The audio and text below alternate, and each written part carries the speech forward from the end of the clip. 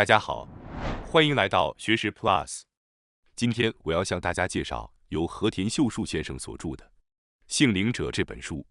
今天视频的内容包括以下3个部分：第一，迈向性灵者的心态重塑；第二，关于金钱的心态重塑；第三，关于生活方式的心态重塑。首先是第一部分，迈向性灵者的心态重塑。要想成为幸福的高龄者，关键在于调整和改变以往的思维方式。作者将这种转变称为心态重塑。如果年老后仍然沿用年轻时的观念和做法，只会让自己陷入不必要的痛苦和不适中去。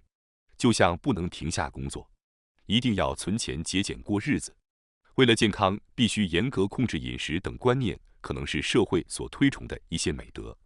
然而，当人生进入到后半程，这些忍耐和克制真的还能带来幸福吗？答案是否定的。因此，在步入老年时，我们应当进行心态的重塑。老年生活不再需要压抑自己的欲望，而是要学会尽情地享受人生。作者指出，自在生活，做自己喜欢的事情，才是维持健康的关键。在日本，65岁以上的人通常被称为高龄者。然而，这个词听起来过于冷冰冰，甚至带有一种令人感伤的意味。但既然我们已经努力走到了现在，为何不用更积极、更有希望的词来定义自己呢？因此，作者提议，从今以后，不再称自己为高龄者，而是性灵者。70岁以后，依然过着快乐、充实生活，并每天感受幸福的人，正是性灵者的最佳体现。这种称呼不仅温暖动人，还能带给人们对年老生活的希望。我们追求的，并非靠忍耐熬过晚年的高龄者人生，而是享受幸福、充满活力的性灵者生活。接下来是第2部分，关于金钱的心态重塑。作者认为，最需要重新调整的心态之一，就是对金钱的看法。他在长期观察老年人的医疗现场后发现，当人们身体虚弱、行动不便、长期卧床，或罹患认知症时，实际上几乎已经没有多少机会花钱了。许多人年轻时因房贷、子女教育和养老储蓄的压力而选择节俭度日，在退休后依然延续着这种思维方式，继续过着紧缩的生活。然而，即便身体再健康，也可能在不经意间因病倒下，突然需要长期护理或出现认知症时，原本计划的旅行、聚会和美食享受都将化为泡影。即使住进养老院或高级护理机构，在护理保险的帮助下，大部分费用通常也能由养老金所支付。因此，许多老年人不禁感叹道：“早知道就不该那么拼命攒钱，而应该早点享受生活了。”作者提出，要及时改变观念，趁还能享受生活时合理使用金钱，把钱用在能够带来满足感的地方。金钱的真正意义在于使用，而不是积攒。到老年或临终时还在攒钱，不仅没有任何意义，甚至还是一种浪费。如果留下一大笔遗产给后代，还可能引发家庭内的争端。因此，作者主张，最好在自己的一生中花掉自己赚的钱。真正值得留给子女的，不是物质上的财富，而是生活的智慧与享受人生的态度。一个会享受生活、快乐度日的父母形象，才是留给孩子们最宝贵的财富。最终，临终之际，人们所能留下的只不过是珍贵的回忆。早知道当初多吃点好东西就好了，真该去趟环球旅行。要是用退休金买辆我一直想要的车，该多好。这些遗憾正是许多老年人的真实心声。因此，如果现在有想做的事情，不要等待，请立即去实现。在70岁时，不妨把钱花在旅行、美食，或用于健康、抗衰老与社交活动上。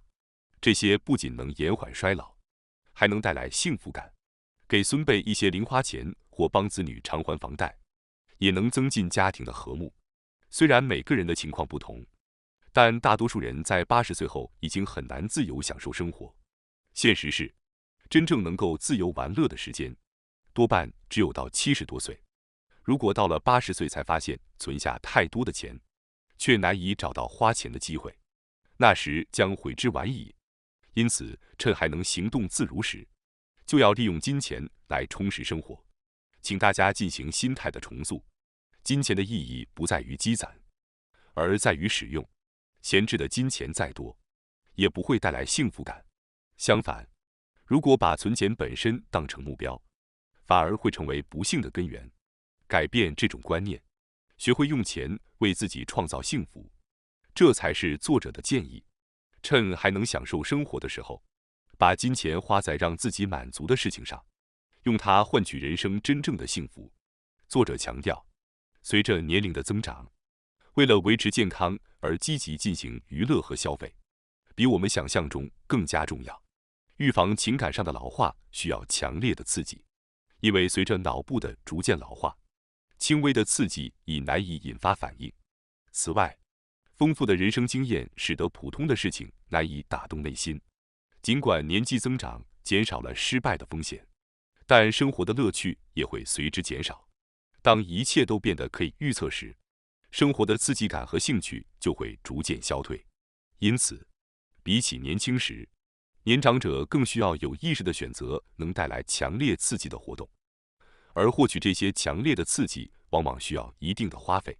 比如，喜欢饮酒的人可能在70岁以后，更倾向于选择少量高品质的美酒。这种改变不仅提升了满足感，还能为大脑带来更多积极的刺激。在旅游方面，与其选择经济型旅游团，不如探索更具挑战性的旅行目的地。尽管花费较高，但这些经历会更加深刻。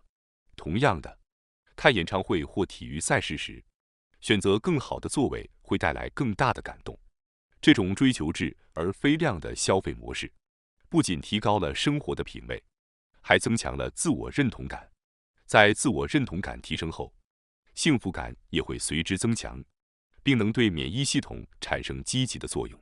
娱乐和消费不仅能延缓大脑的老化，还能增强免疫力，降低感染和癌症的风险。因此，不应犹豫在自己的兴趣上投入金钱，这是一种对健康的有效投资。作者还强调，即便到了70岁以上，适度的工作依然非常重要。作者从高龄医疗的角度指出，工作有助于维持身心的健康。虽然大部分高龄者的日常开销可以依靠养老金支付，但如果完全不工作，他们在消费时往往会产生心理的负担。有些人可能会因金融资产减少而感到焦虑，或因没有工作就不该消费的心理障碍而感到内疚。如果无法完全摆脱这些心理负担，不妨选择适度的工作来获得一些收入。拥有稳定收入后，人们会减少对存款的焦虑，更轻松地进行消费。与此同时，参与社会活动并感受到自己的价值，工作也会变成一种乐趣。这种参与感不仅能带来精神上的满足，还能有效延缓老化。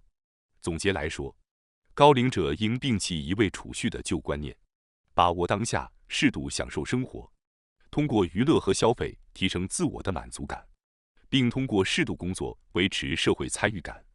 这不仅能延缓老化，还能显著提升整体的幸福感。趁还能感受到乐趣时，为健康和快乐投资，才是迈向幸福生活的关键。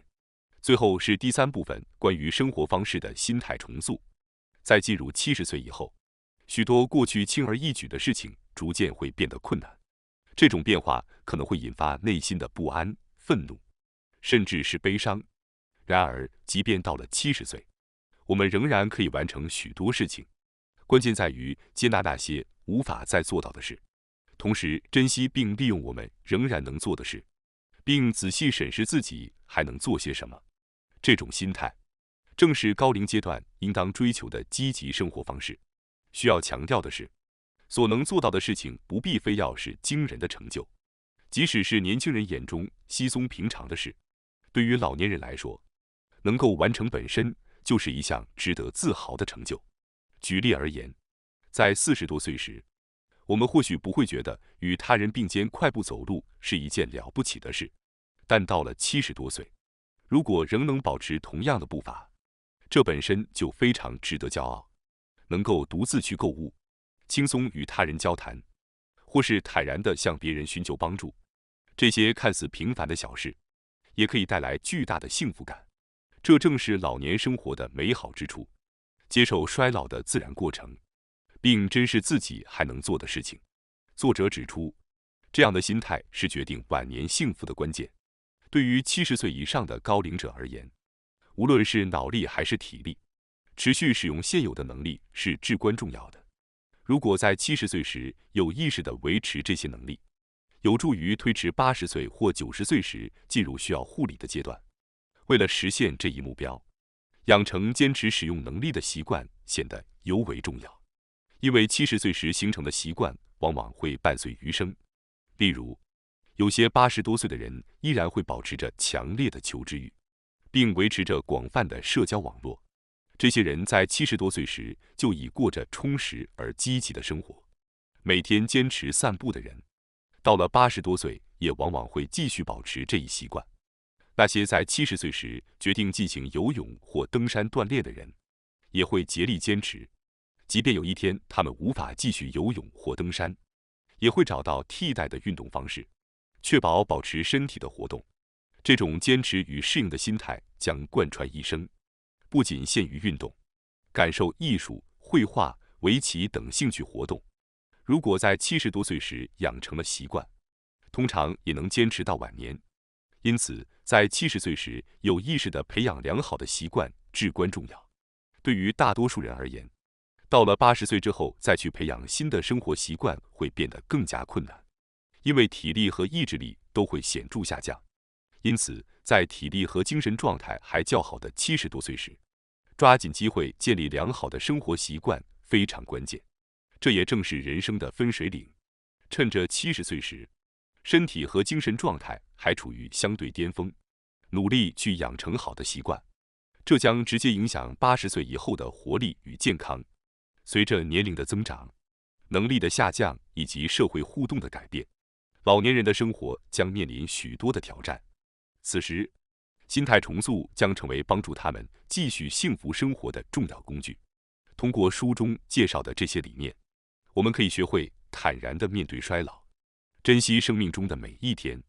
希望大家能够将这些思维方式融入到生活中去，享受一个充满满足感的晚年生活。感谢大家收看今天的节目。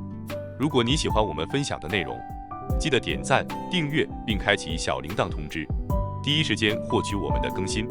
在下次的节目中，我们将继续为大家分享更多有益的内容。